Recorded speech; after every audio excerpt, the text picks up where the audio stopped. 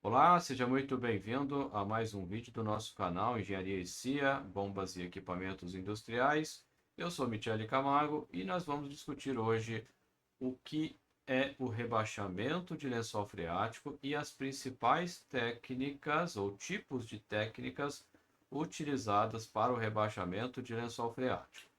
Bom, primeiramente, o que é rebaixamento? Bom, antes de falar de o que é rebaixamento, nós temos que falar o que é aquífero. O termo correto não é rebaixamento de lençol freático. O lençol d'água, ele é freático, mas pode não ser freático também. Então, assim, freático é um tipo de lençol que existe, lençol d'água, e ele acaba sendo o mais comum, né, do trabalho. Daí o pessoal falar, né, de rebaixamento de lençol freático, mas poderia ser outro tipo de lençol. Então, o termo, vamos dizer, o termo correto era rebaixamento de aquífero, ou rebaixamento temporário de aquíferos, ou rebaixamento temporário de lençol d'água. Que pode ser esse lençol, pode ser um lençol artesiano ou poderia ser um lençol freático. Mas como a maioria das obras que vão ser utilizadas para o rebaixamento é lençol freático, aqui no Brasil ficou conhecido como rebaixamento de lençol freático para qualquer técnica de rebaixamento de lençol. Mas como eu disse, pode ter diferença aí de rebaixamento. Bom, o que seria então o rebaixamento de lençol freático ou rebaixamento de lençol d'água? Ele é quando eu tenho um aquífero, eu tenho água no terreno e eu vou fazer uma obra nesse terreno e eu preciso remover essa água de dentro dessa terra, vamos dizer assim. O que acontece se eu não fizer essa remoção desta água?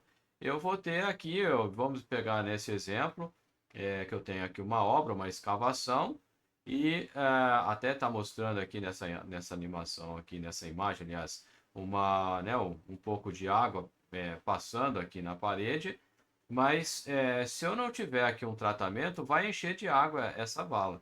E pode ser uma quantidade muito grande que uma bomba, mesmo que eu tenha um poço aqui, não seja capaz ou não seja apta a conseguir remover essa quantidade toda de água que pode aparecer ali. Então, o rebaixamento de lençol freático, ele é a redução da água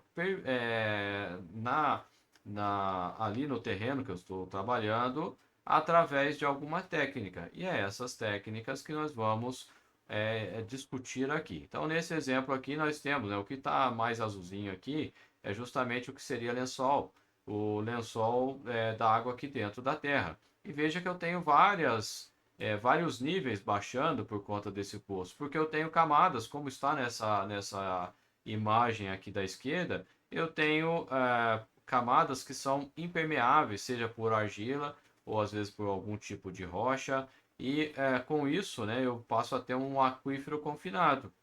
E se ele é confinado, eu tenho maior dificuldade, vamos dizer assim, de rebaixar o lençol freático, ou o lençol d'água, ou eu tenho que fazer um poço mais profundo para poder rebaixar aqui em vários pontos, digamos assim, porque não é tudo, não é você escavou e está tudo cheio d'água a terra, né? Depende do terreno, vai ter uma quantidade bastante significativa de água. Bom, então rebaixamento de lençol d'água ou rebaixamento de lençol freático seria isso.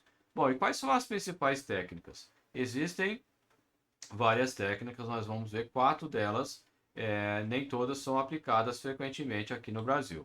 A primeira delas, e a mais simples, é a vala, né, o rebaixamento por meio de valas de drenagem. Uma outra técnica, que essa sim é bastante utilizada no Brasil, é a técnica das ponteiras filtrantes. Uma outra técnica também de certa forma comum, né, depende, né, de caso a caso, é a técnica do poço profundo, ou poços profundos, que normalmente são mais de um. E uma outra técnica que está chegando no Brasil, mas ainda não está difundida, é o congelamento do solo.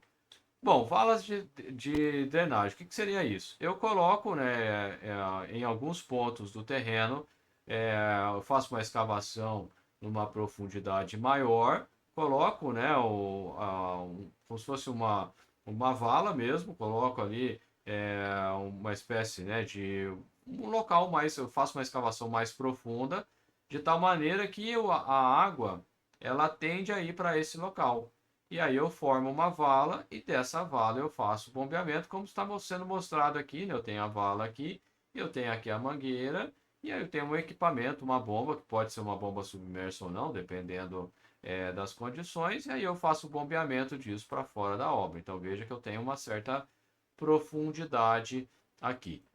Qual que é a limitação? Como eu disse, dependendo do tipo de terreno, da permeabilidade da água desse terreno, né, da água, quanto que ela consegue passar por esse terreno, essa técnica ela não é muito, pode não ser muito eficaz. Em muitas obras funciona muito bem, mas tem muitas obras que, ou dependendo da profundidade, você não vai conseguir ter um resultado satisfatório com isso, né? Então ela é uma técnica mais barata, que basta basicamente é a bomba e algumas escavações em alguns pontos mais baixos para a água ir para esse local, e ela acaba sendo aplicada em locais aonde a profundidade de escavação não é tão grande assim, né? Então, alguma coisa da ordem de 2 metros, 3 metros, no máximo, que é o que a gente vê aqui nessa imagem. Consigo fazer isso em profundidades maiores? Talvez consiga. Inclusive, tem casos que se trabalha com várias técnicas simultâneas, para elas serem, porque algumas delas são complementares. Bom, uma outra técnica é a técnica da ponteira filtrante. O que seria a ponteira filtrante? Ou ponteiras filtrantes, né? Que são várias, né? Existe um equipamento que ele é dotado de uma bomba de vácuo, a grande maioria dos equipamentos, dotado de uma bomba de vácuo e uma bomba centrífuga, e são colocados na terra, são fixadas, cravadas, que é o que a gente chama, várias ponteiras ao redor da área que se deseja trabalhar. Como está sendo mostrado aqui, né, eu vou trabalhar nessa área do meio aqui. Então, cada uma dessas ponteiras pode ser feita de aço, um tubo de aço ou tubo de PVC. Cada uma delas é uma ponteira filtrante. Então, eu vou ter, dependendo do equipamento, 40 ponteiras, vou ter 80 ponteiras, 120 e por aí vai, dependendo da capacidade do equipamento. Então, o que a ponteira filtrante faz? A água entra em cada uma dessas ponteiras, e é o que está sendo mostrado aqui, é o nível dinâmico da água, né? O nível da água dinâmica. O que significa isso? A partir do momento que eu ligo os equipamentos, ele começa a atuar. Mas é claro que ele não atua só na onde eu quero, aqui na parte do meio. Ele atua do outro lado também. Por isso que eu tenho esse tracejadinho aqui, mostrando, né? Então, próximo da ponteira, lá da ponta da ponteira, onde eu tenho o nível mais baixo. E à medida que eu vou afastando, o nível vai subindo. Como eu fecho, né, em formato de U, o meu terreno, o formato quase de O, só que deixando um espaço para entrar com o equipamento, aqui no meio eu vou ter o efeito, digamos assim, do rebaixamento provocado tanto pela ponteira da esquerda como da ponteira da direita. Essa é uma técnica bastante difundida no Brasil. Ela assim, tem várias empresas no mercado, inclusive, né, eu trabalho com uma delas, que é a Quiff Engenharia, ajudando, né, na parte comercial dessas empresas, né, dessa empresa em específico, da Quiff Engenharia. Bom, uma outra técnica é a técnica do poço profundo. A técnica do poço profundo, ela faz lembrar a técnica deixa eu colocar para cá para você ver a imagem direito. Ela faz lembrar a ponteira filtrante, só que a diferença é que, ao invés de eu ter a ponteira e o equipamento estar aqui em cima, eu tenho um poço, e lá no fundo desse poço eu tenho uma bomba, que pode ser uma bomba centrífuga submersível, convencional, ou o que o pessoal chama de bomba palito. E aí eu instalo vários desses poços. Nesse exemplo dessa imagem aqui, a gente tem 1, 2, 3, 4, 5, 6, 7 poços.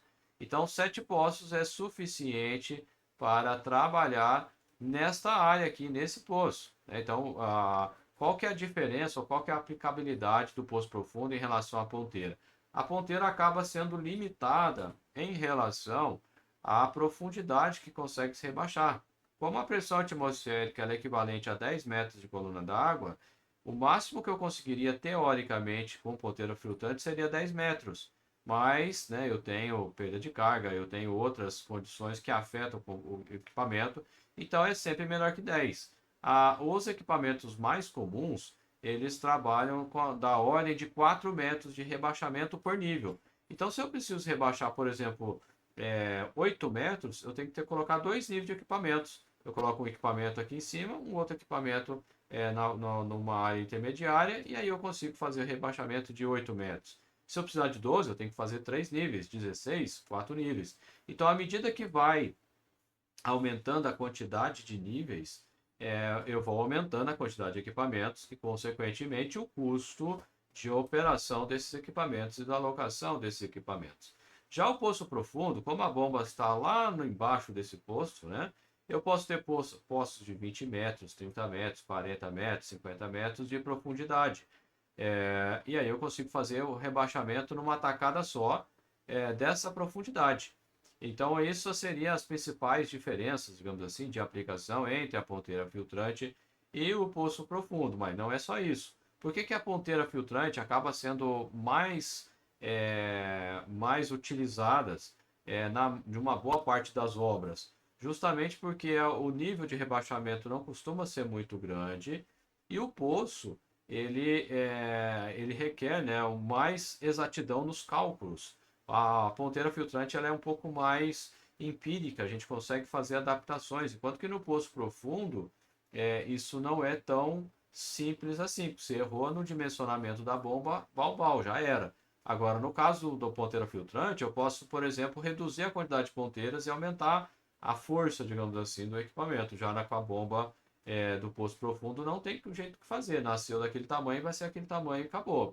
Teria que trocar a bomba para um outro tipo de bomba. E não é só isso, também tem a questão de custo. O custo de perfuração de um poço profundo e de instalação, né, a sua execução é mais alta, né? Então, o custo do poço profundo ele é mais alto e além dele ser mais alto, o tempo de execução para ter o poço profundo é bem mais longo do que as ponteiras filtrantes. Então ele acaba sendo utilizado em situações bem específicas. Só que se você for olhar essa imagem aqui, note o seguinte, que a gente tem uma parte circular aqui, né? Que seria o poço, bem, faz lembrar aquelas obras de metrô, de túnel, onde existe, né, uma espécie de um poço bem grande, bem profundo, e nesse caso, com o poço profundo, a área que ele toma, vamos dizer assim, que ele requer para que você consiga usar o poço profundo é bem menor. Então é uma técnica que vale a pena quando começa a ter uma profundidade muito grande de necessidade de rebaixamento e com a ponteira filtrante eu teria necessidade de ter vários e vários níveis e às vezes não tem espaço para isso. Então, obras, por exemplo, em cidades, em ruas de cidades, onde se faz um buraco ali para fazer a obra do metrô, ou algum túnel, alguma coisa do tipo, acaba sendo mais comum o uso, né, da técnica do poço profundo. Essas três técnicas que eu acabei de falar são as mais comuns aqui no Brasil. Vala, né, de drenagem é a mais barata e mais simples de fazer, e depois eu tenho a ponteira filtrante e depois eu tenho o poço profundo em termos de escala de preço. E aí existem, né, limitações tanto para o poço profundo quanto para as ponteiras filtrantes. E a gente tem uma quarta técnica que está começando a chegar no Brasil, que é a técnica do congelamento de solo. O que é o congelamento de solo? É exatamente isso que a gente está falando, congela mesmo o solo. Então a gente tem aqui né, um exemplo aonde são instalados equipamentos, tubulações, etc., aonde vai passar, né, o fluido refrigerante, o fluido lá da máquina de refrigeração. E aí, quando começa a funcionar esse sistema, a água que tem, né, a temperatura, né, dessa região vai baixar e com a temperatura mais baixa, a água que está dentro da terra ela congela. E aí você consegue, né, fazer a escavação na onde se deseja sem ter percolação. Então o gelo acaba criando, né, uma parede e né, porque essa máquina ela tem uma limitação de influência e ele vai através, né, dessa parede criada de gelo, consegue-se naquele também vai fazer de alguma maneira que você cria, né, uma área central para trabalhar e com o congelamento é possível fazer, né, esse rebaixamento. Aí no caso não seria um rebaixamento, né, de lençol freático, porque você não está rebaixando, mas como ele substitui as outras técnicas de rebaixamento, a gente chama, entre aspas, de rebaixamento, mas é uma técnica de controle da água no solo, né? Então com essa técnica é possível também fazer as escavações. Em alguns casos, ela é até melhor do que as anteriores, porque existem casos que se você começar a remover muita água do solo, ele vai perder um pouco da estabilidade e pode gerar problemas em edificações vizinhas, ou às vezes até longe, porque está sendo removido, né, a carga, porque a água acaba ajudando, né, a segurar né, os esforços ali. Isso é estudado lá na mecânica dos solos, né? Não é muito a minha praia, que sou da mecânica, mas a água acaba ajudando nesse sentido. Se ela é removida, então acaba removendo parte da resistência do solo.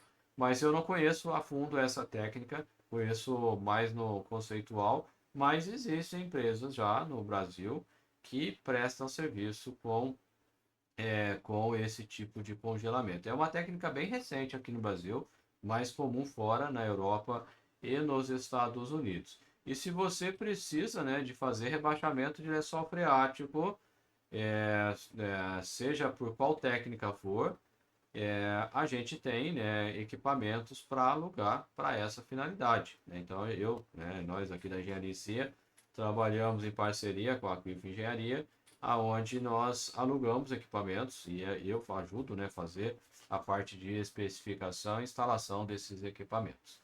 Então, se você tiver alguma necessidade, chama no WhatsApp aí 11 95696 7808 e a gente vai poder te ajudar. Beleza, pessoal? Um abraço e a gente se vê no próximo vídeo.